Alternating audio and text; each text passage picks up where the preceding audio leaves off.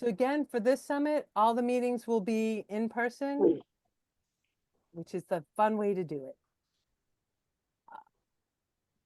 What I want to talk about today is why lobbying is important, talk about the structure of the meeting, how to prepare, and then a little bit about following up. So first, I just want to say thank you. Thank you for coming to the National Bike Summit, for participating in Lobby Day. It really makes a difference. And it gives me credibility when I go in for the rest of the year, because the offices will remember that you were there and they'll be like, oh yeah, those are the people that I met before. It shows that I represent somebody. So thank you so much for coming. One of the things that study after study shows is that particularly if your member doesn't have a position on an issue, visits from people from their state coming to Washington has the greatest impact. Whether it's whether you're meeting with a member of Congress or you're meeting with a staff person, it makes that difference. They pay attention, they see where you're from. I know our federal policy fellow, Shelby, who's on the line, when she sets meeting, she's being asked like, oh, what city is this person from? What community is this person from? Like, they really want to know who's coming, and that makes a big difference.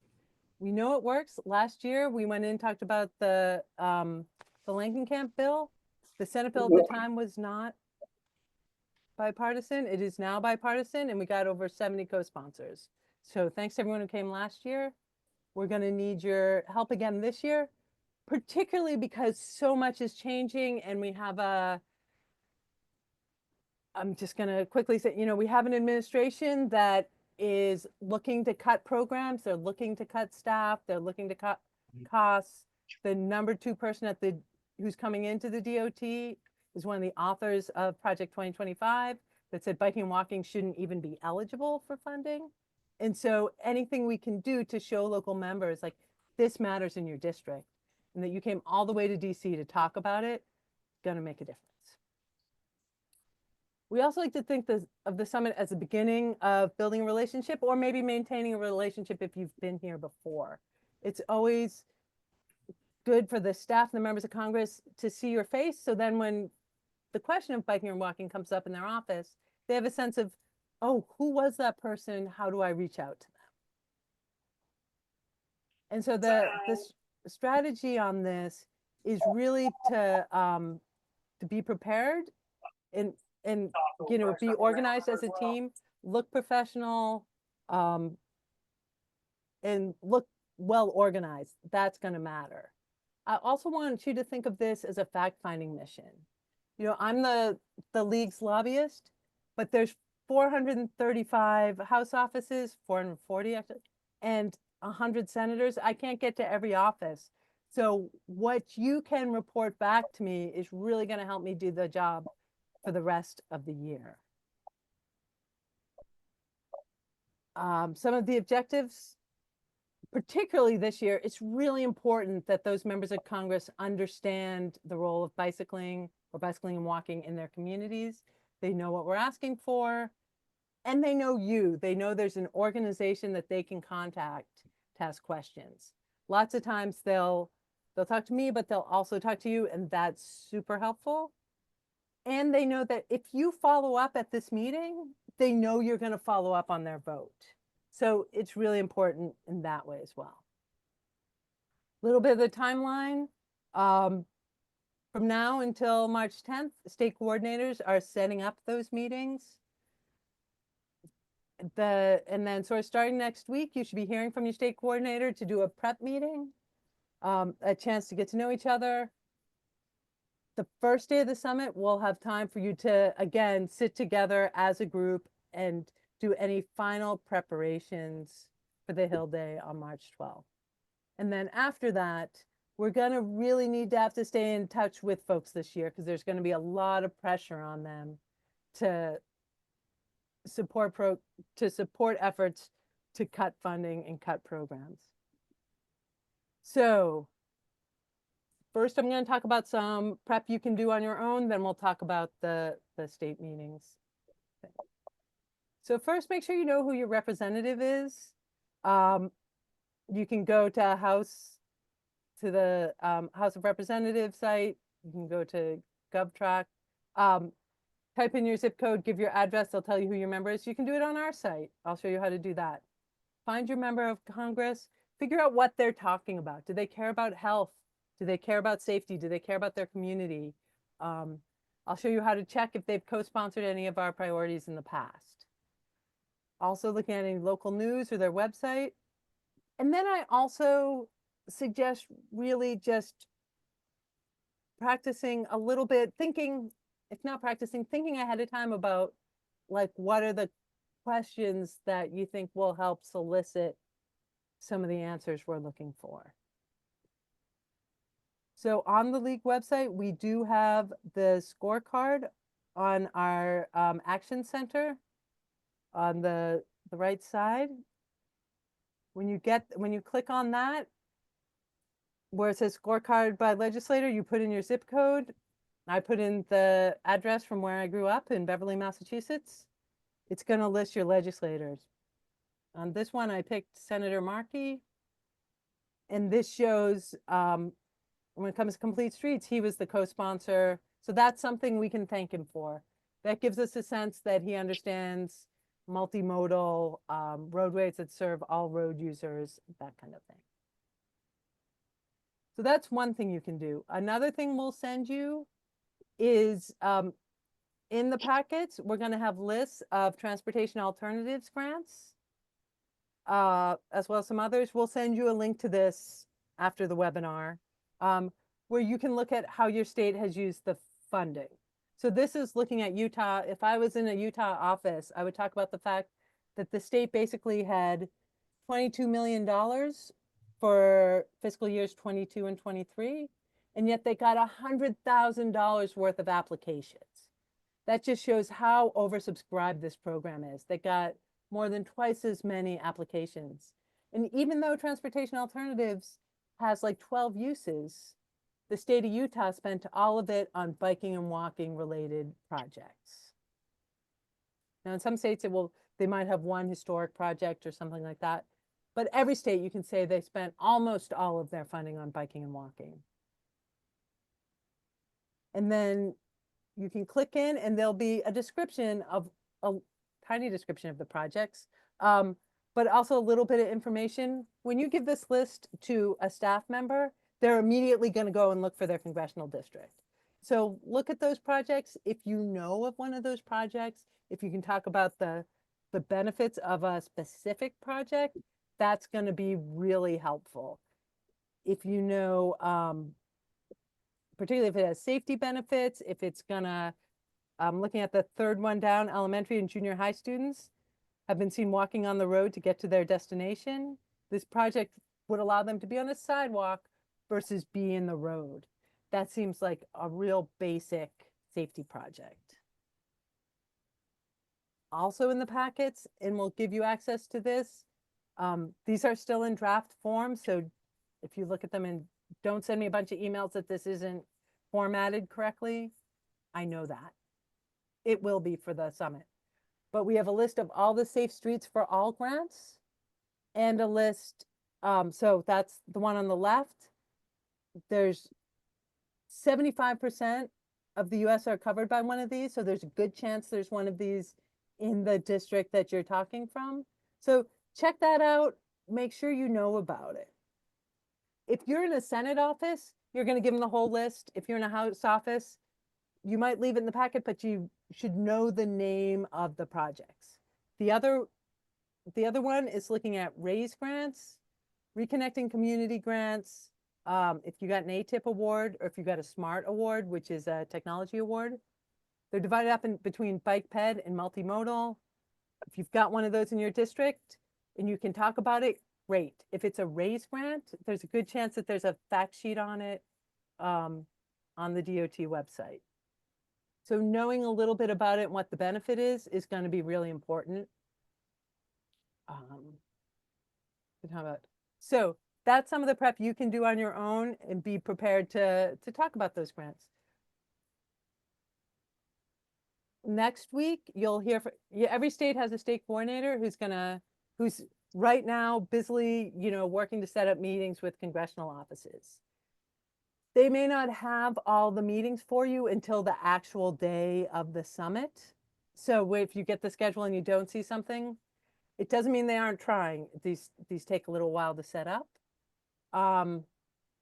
They're going to set up a meeting pre-summit, probably Zoom. And then at the summit, at the Monday or the Tuesday night before the lobby day, there's going to be time for you as a state to sit down and think through your strategy for each meeting.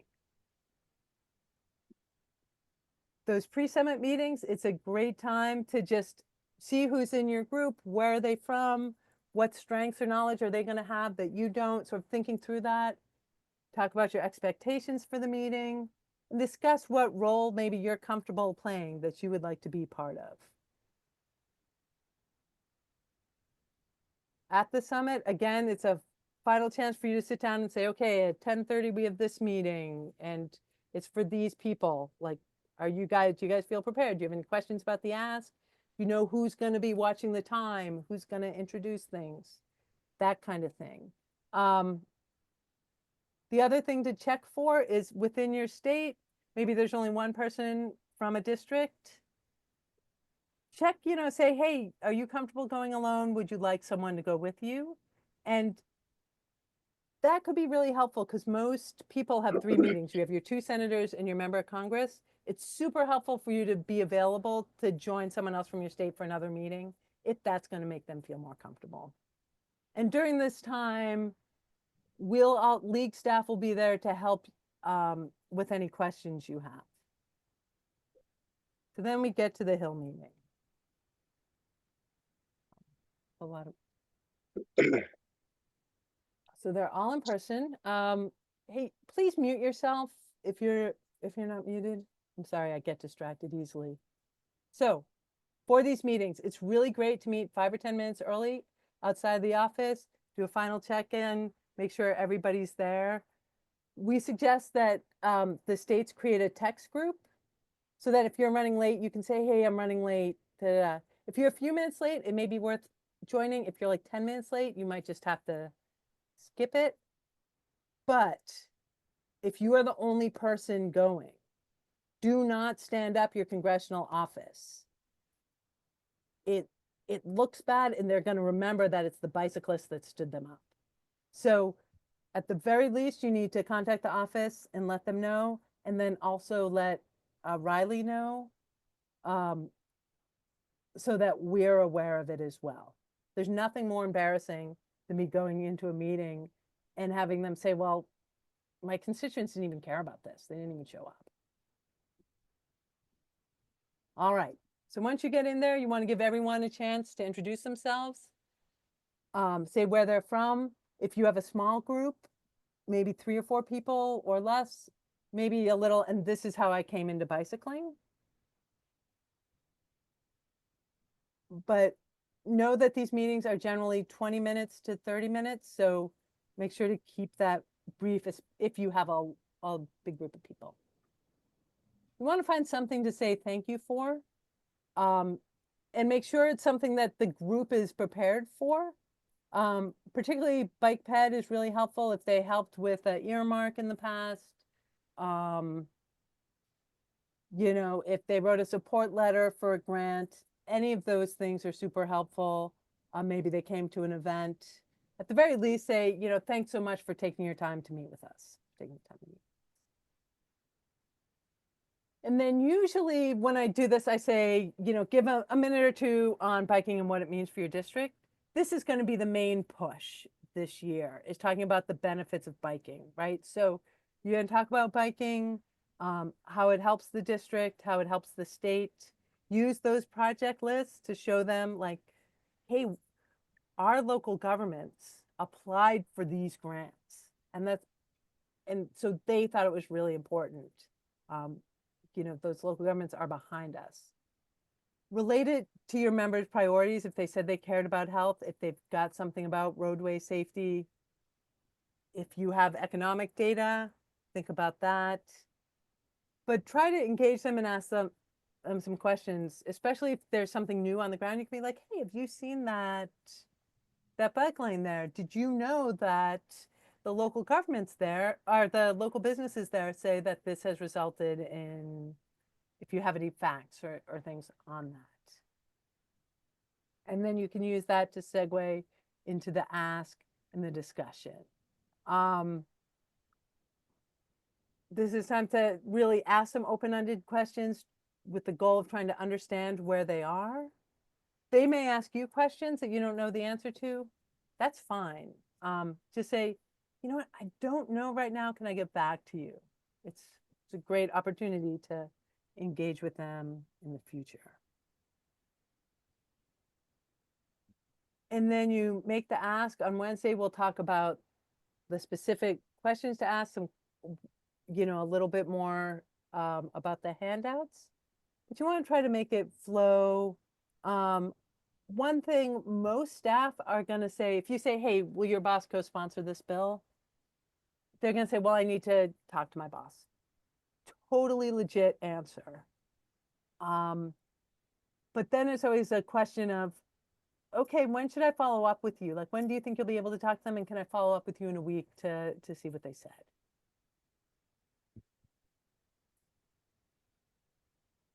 So I always talk about this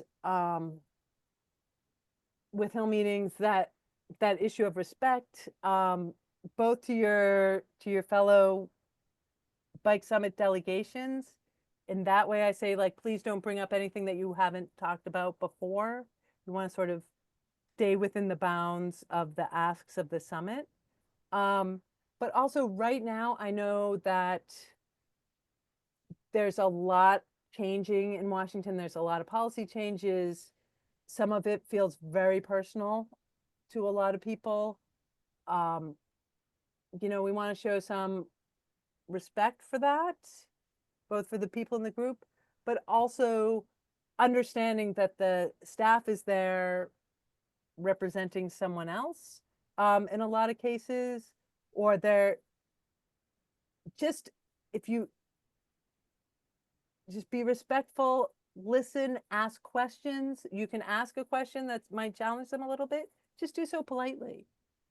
Like, and think through that.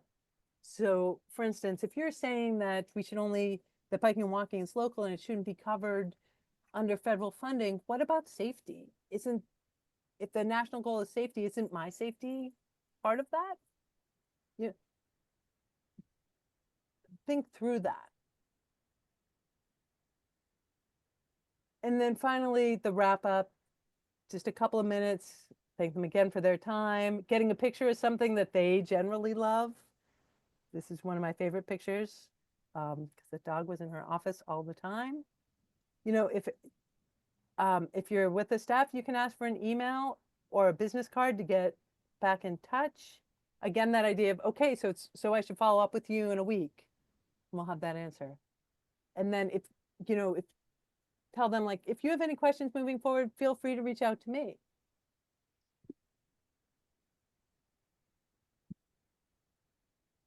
And then post meeting, well, this has the call in there, but in person, think about, don't debrief the meeting right outside the office.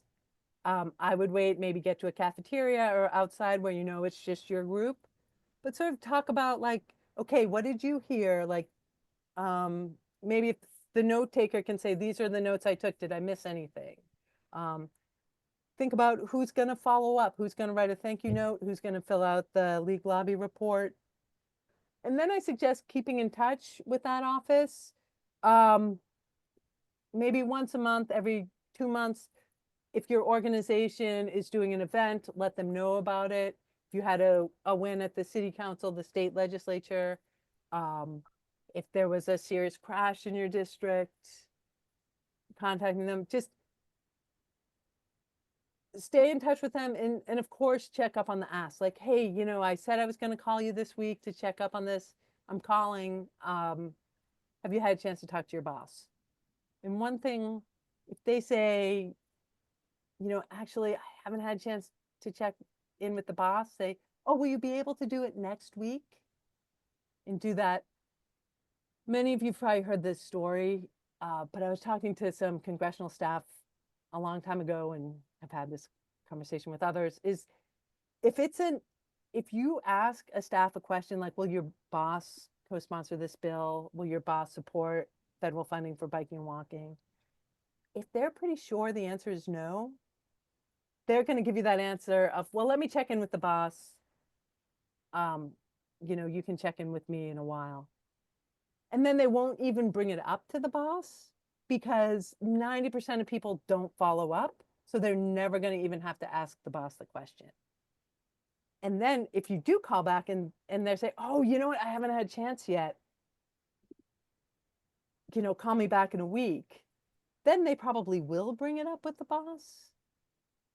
But it's still only 1 in 10 people that call back then. So for every 100 times they get asked a question, there's only one person they're going to have to say give a no to. So it's really important to follow up because we want the boss to know that we're asking, and we want that office to know that we're asking, because that's how they know, oh, somebody's cares about this in the district and they're watching to see what we do. This wouldn't be a quote unquote free vote for us. Okay.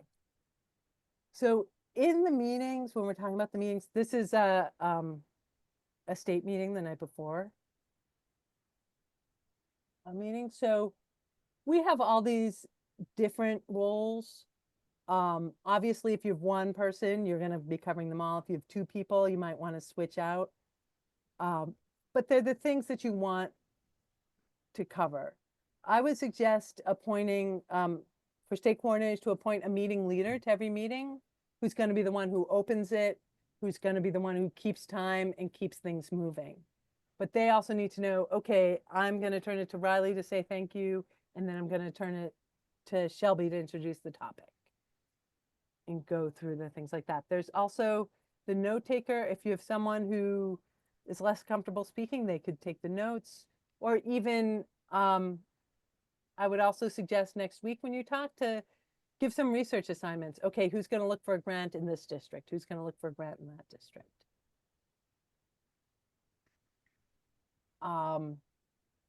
So one thing is timekeeping. These meetings are short. Some people, when they get nervous, they talk a lot. So one of the things that I've asked state coordinators to do is to be prepared to interrupt. So if your meeting leader says like, hey, thanks, Karen, for sharing your experience, I'd like to now ask Riley to introduce our legislative ask.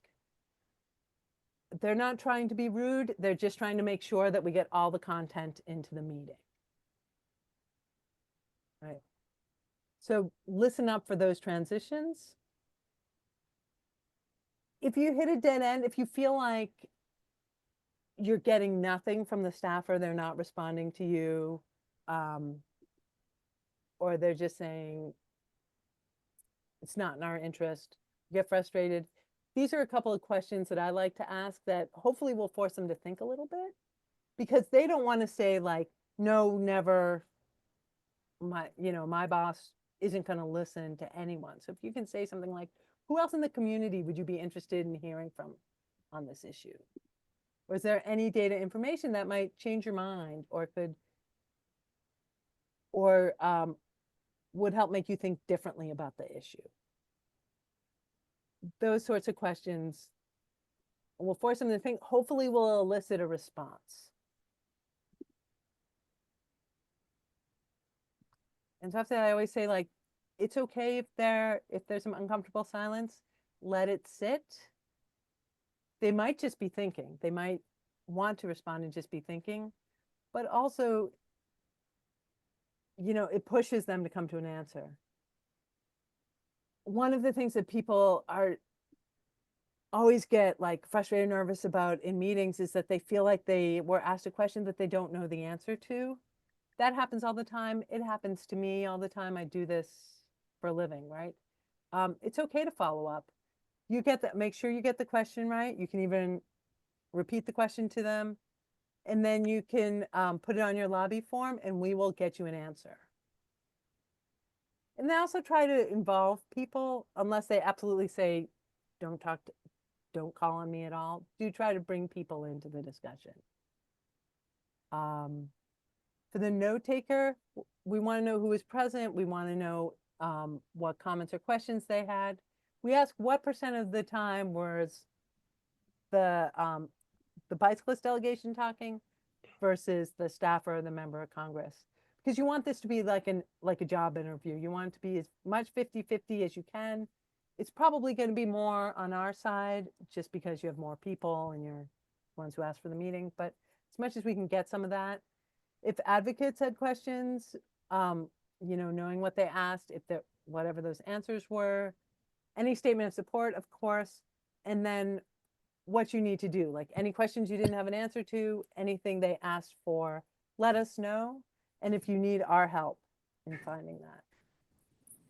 So, let's see, talking about the role, we do ask that you do some of the research, that you have a sense of who your member of Congress is, what they care about, of the biking and walking projects and what's happening in your district that you can talk about.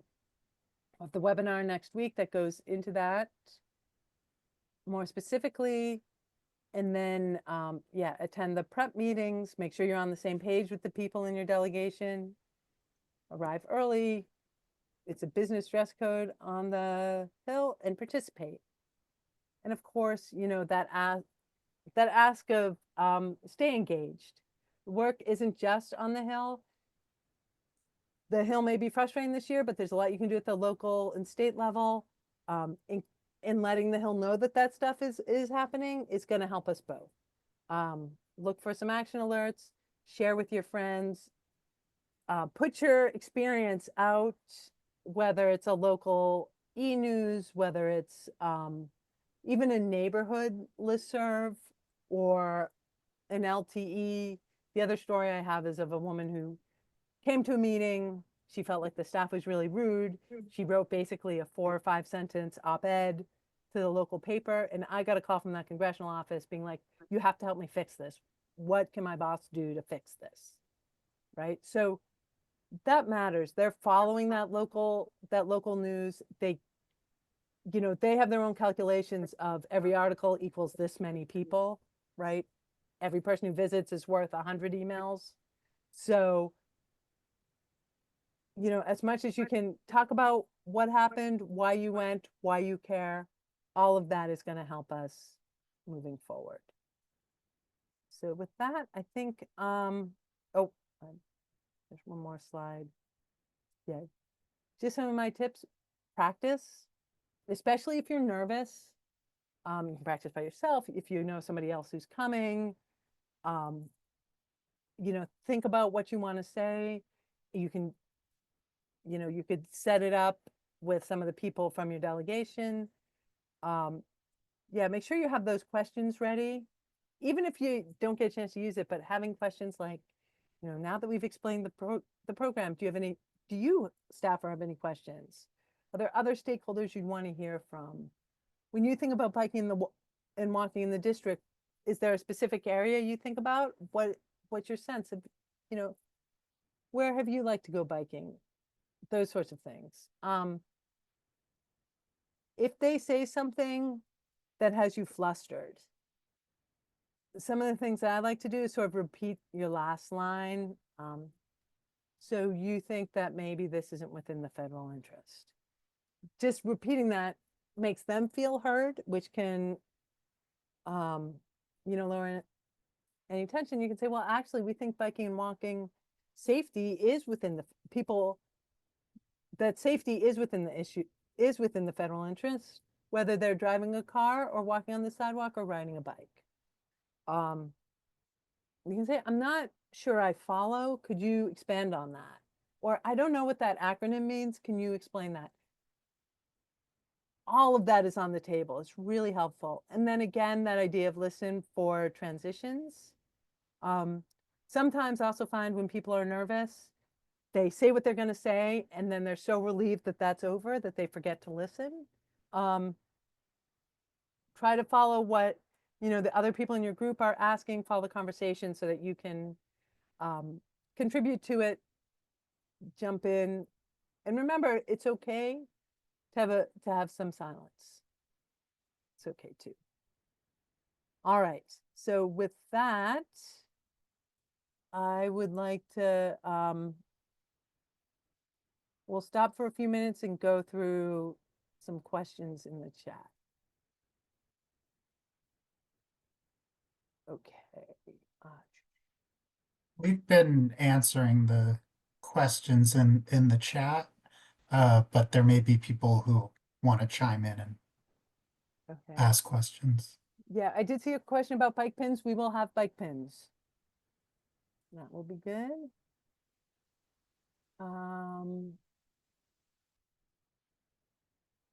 Yeah, okay, a lot of questions on dress. When will we hear about the specific asks? Okay, well, I'll talk about those for a few minutes right now.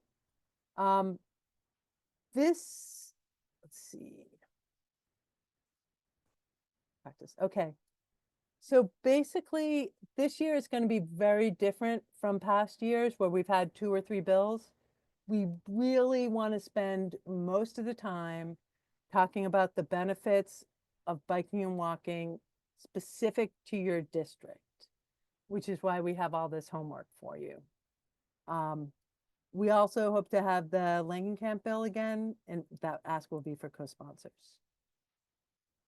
We are at, you know, I have been doing this since 2008, and this is an unprecedented time in terms of a threat on funding for biking and walking at the federal level. I've been talking about it as a triple threat, in that the administration's efforts to reduce spending and programming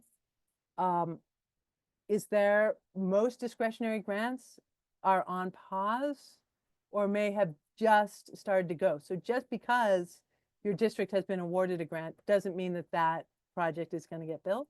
And that's something we're going to ask Congress for help on. The other thing is the House of Representatives is, okay, I'm going to back up. The current transportation bill, the Infrastructure Investment and Jobs Act, also known as the bill or the bipartisan infrastructure law, that bill expires in September of 2026. So Congress is working on its replacement right now. The House of Representatives wants to have that bill drafted by June of 2025, which means they are working on policy right now. And in this atmosphere of wanting to cut everything, about questioning whether bike ped transit funding should be eligible for federal funding, it's a really dangerous time to having them write the next 5 years of funding. The other thing that's happening is that Congress is going through this budget reconciliation process, which in the House also involves $26 billion of cuts to transportation. Now that's all transportation, including like air and rail and all of those things, but it also presents a threat to the things we care about. And so that's why I'm saying we want to spend most of the time talking about the benefits of biking and walking in your district. One thing we're going to talk about is the Transportation Alternatives Program. It is the only program that funds local government priorities, or at least the only formula program that does that. It's tiny. It's 2% of federal transportation funding, but it hits a lot of communities. And as I've said, you're going to have those lists of grants to show them. And I believe I think there's maybe 30 congressional grants that don't have a TAP grant. So all of your districts will likely have something in there. We'll have those list of projects. The TAP list, you definitely want to give them. Some of the other lists you may want to talk from, like, hey, there was this big RAISE grant that came to your district that would do this, but the funding has been paused. So how can you help us with that? Like, that's how we're going to talk about that. Again, if you get that question about federal interest, 80% of bicycle fatalities occur on the federal aid highway, which means roads that are important to the federal interest. 86% of pedestrian fatalities are on those roads. Those are arterials and collectors, by the way. And then the other thing about transportation alternatives is that the local government has to provide a 20% local match. And that's going to be the And that is the largest impediment to local governments going after the funding to build these safety projects. And we'll have fact sheets for this for you. And then from transportation alternatives, you can talk about the Lankenkamp bill, which is going to help deal with that issue of a match, right? Because it would allow states to use safety dollars as that 20%. It would also allow states to fund vulnerable road user safety projects up to 100%. And it highlights the need to close the gaps in networks. And the ask for that will be, will the boss co-sponsor that? The other piece is going to be talking about those discretionary grants that show. So and I'll do this more in the when we get to the webinar on the asks. When we're talking about transportation funding, 90% goes through formula programs to the state DOTs. That money is mostly safe as of now. Transportation alternatives is part of that. That last 10% are the discretionary grants where a local government or state government, sometimes eligible entities, apply around the state DOT to the federal government. There are billions and billions and billions of dollars that were awarded over the last 4 years that are not under contract, which means that right now there's no guarantee that this administration is going to fund those grants. So Safe Streets for All grants, RAISE grants, Reconnecting Community grants, the Active Transportation Infrastructure Investment Program grants, all of those are at risk. Or not all of them, but a vast majority of them. So when you think of all the Safe Streets for All grants that are out there, it's almost $4 billion. Only 10% of that is under obligation, which means that 90% is at risk. And so what we want to do with that list is be able to point out to senators and members of Congress, like, your district is going to lose money if these grants aren't honored. Like, this is, and this specific grant in your district is important because it's going to improve safety on this. It's going to fund, I don't know, it's going to fund access from this community to the downtown area, which is really important because maybe this district is low income or has a low car ownership, or this rural community is going to benefit so much from this district economically. And here's why we care about that. Now, that is going to create some research for all of you to do. But when we talk to state coordinators, we had them fill out a survey at the beginning. Most of them could name, like, this grant that we got, super important. So we should have some examples there. The lists also include projects that are applications that weren't funded. And so that helps show that unmet need. Or the TAP list shows, the Transportation Alternatives list shows that, right, for every $1 funded, there were $4 requested. So what is that other 75%? What would that have done? Like, being able to talk about that, that's going to be important. And so one of the things you can ask on discretionary grants is, will you follow up with the USDOT to ensure these projects are not pulled back, that these projects are fully funded, would be the ask. All right, and yeah, then we get to questions. Oh, we've got a ton more.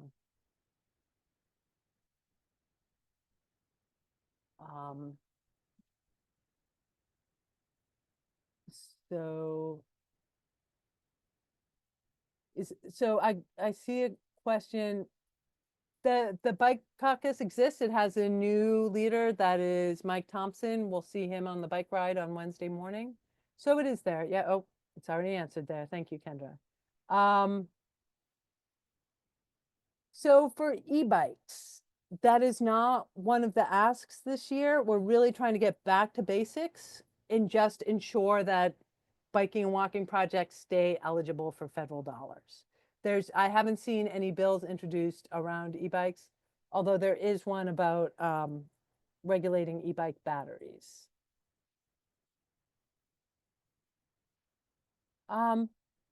There's not really any additional there's a question about, are there particular security issues on getting into the hill?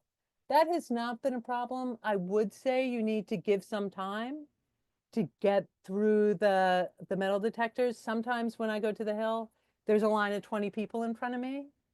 So you need to be prepared for that. If you have a couple meetings in a row, all of the house buildings are connected by through the basement. Same for the Senate. All the Senate buildings are connected through the basement.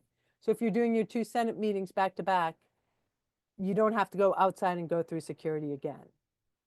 But yeah, if you're, you should plan Is to it closed? get Can I go through? to Huh? the building at least 15 minutes ahead of What time happened? so that you can get through that. Somebody's not muted. Please mute I yourself. just muted them. Okay, thank you.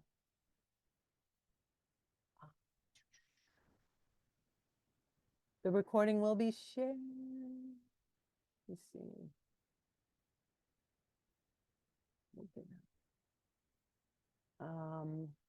Let's see. So a question of, do we have any specific talking points on funding sources for transportation and how everyone deserves ways to get around? I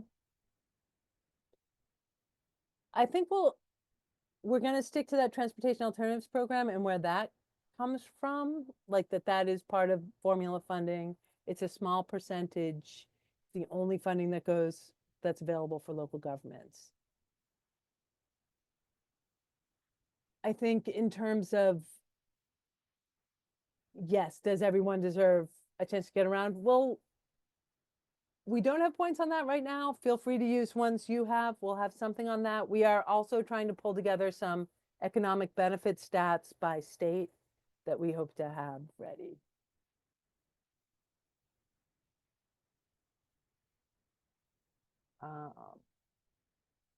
Let's see. That's all the questions I see right now. I'm gonna stop sharing my screen. And then if folks have questions, you can raise your digital hand or you can, yeah, unmute.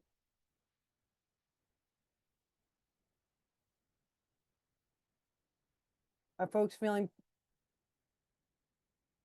ready? Feeling like you're prepared? I see some shakes of heads no, like, what are you worried about?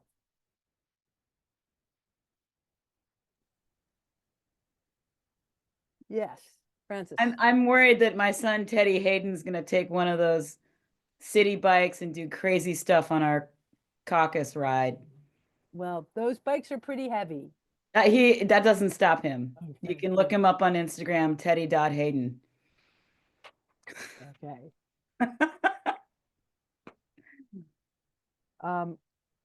I got a question on emphasizing recreation and tourism more than transportation for Republicans.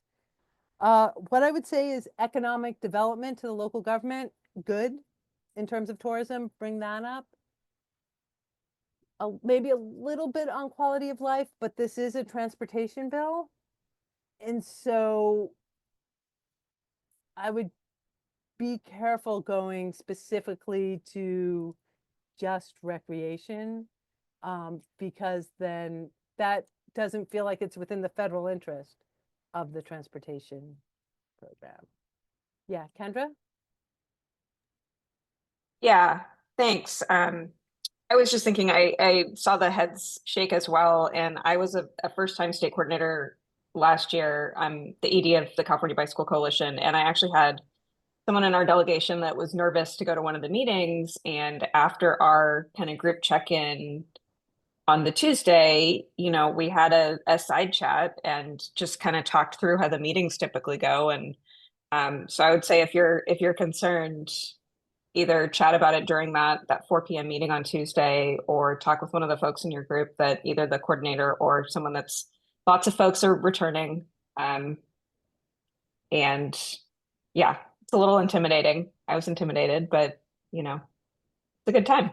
So Yeah, I think people are, some of the first time can make you nervous, but know that sometimes we get members of Congress, sometimes we get staffers.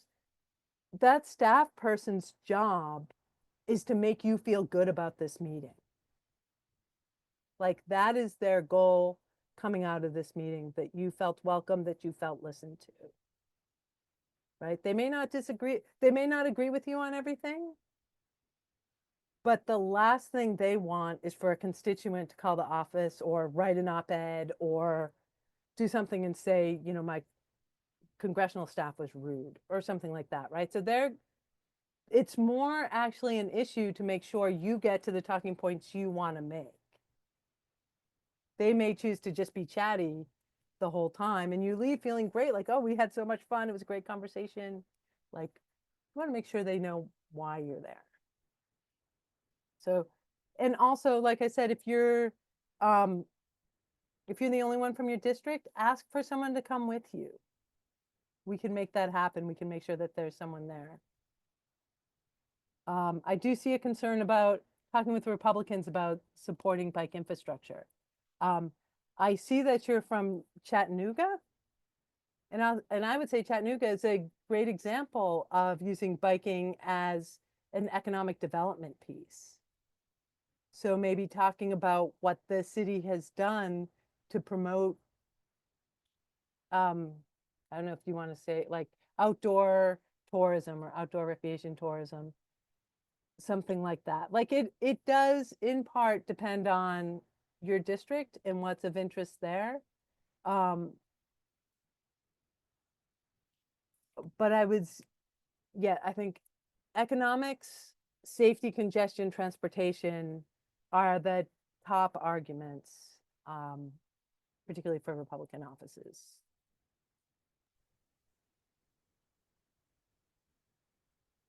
So yeah, so there's also a comment that talked about, yeah, people who may drive now may need other ways of getting around in the future. You know, maybe you come from a one-car family, and so sometimes you need other ways. You need to worry about kids getting to school.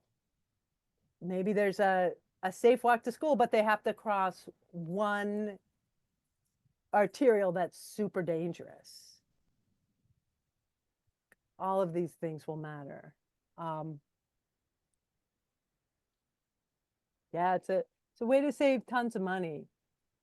And I think, you know, asking them like, well, what do you think about, like, where do you stand on federal funding for biking and walking, and see where they're coming from first, and then show that you heard what they said. So you're saying you feel like it's not within the federal interest.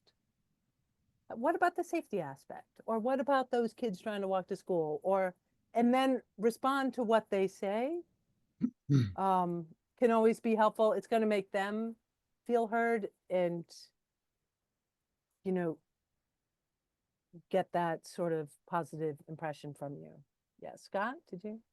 Yeah, I was going to say I've been with conservatives groups, and one of the things you can emphasize is basically you want free range kids. Do you want free range kids? You know, when we were kids, we had much more independence. You can develop autonomy that way. Biking and walking actually promotes local businesses. And also, we want the federal programs to be able to release funding for local control, that the local government, the local small towns, the rural towns, they can control that money in terms of if they want to build a sidewalk or whatever. So it gives them local control, which a lot of conservatives want. They want, you know, state or local control rather than federal control. And some of these programs allow them to get that control. Yeah. And for all these grants, those local governments are putting up 20%. So they value it enough to find that 20%, right? If you're talking about a $10 million grant, they're coming up with 2 million. So it is important to them, right, to build those projects. And yeah, we have data that shows that bicycle-friendly communities are safer for everyone, whether you're biking, walking, driving a transit rider. Carol, can I just mention also, you know, I've, I've read a lot about all this stuff. And the US, there's a CDC study that came out.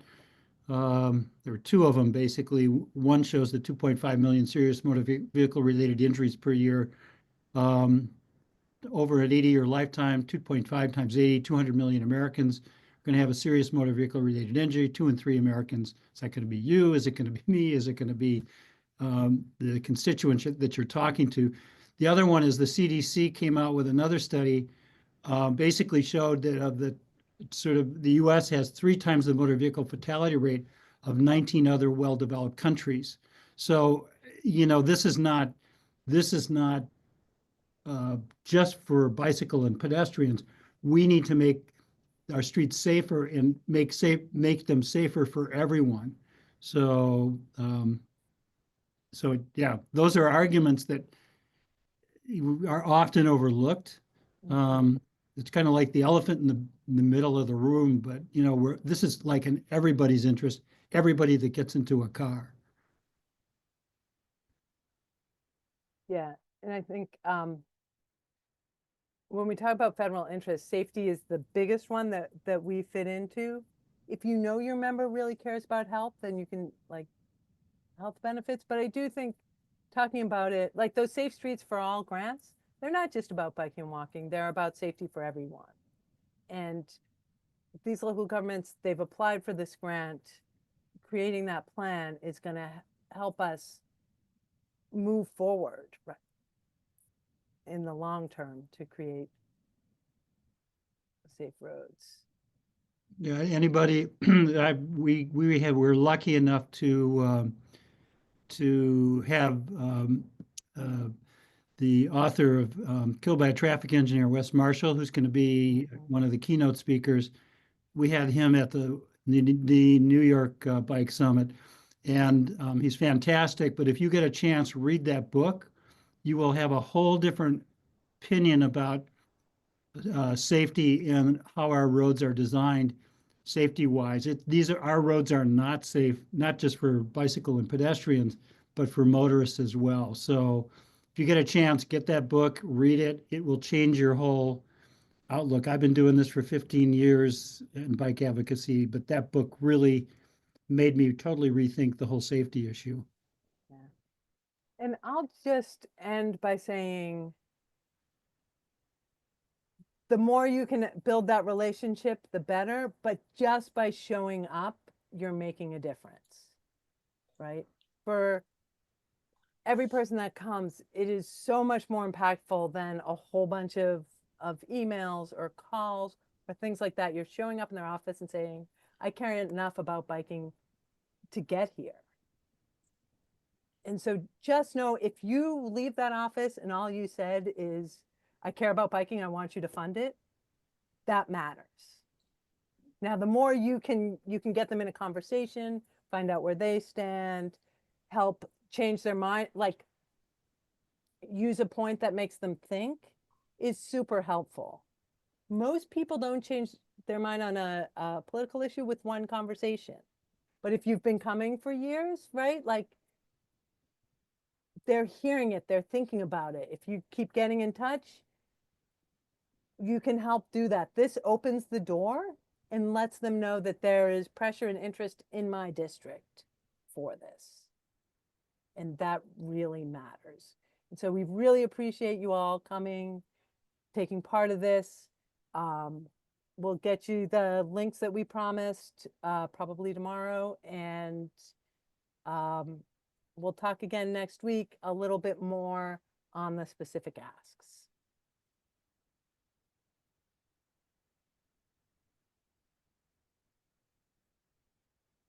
Thanks, everybody. Thanks, everyone.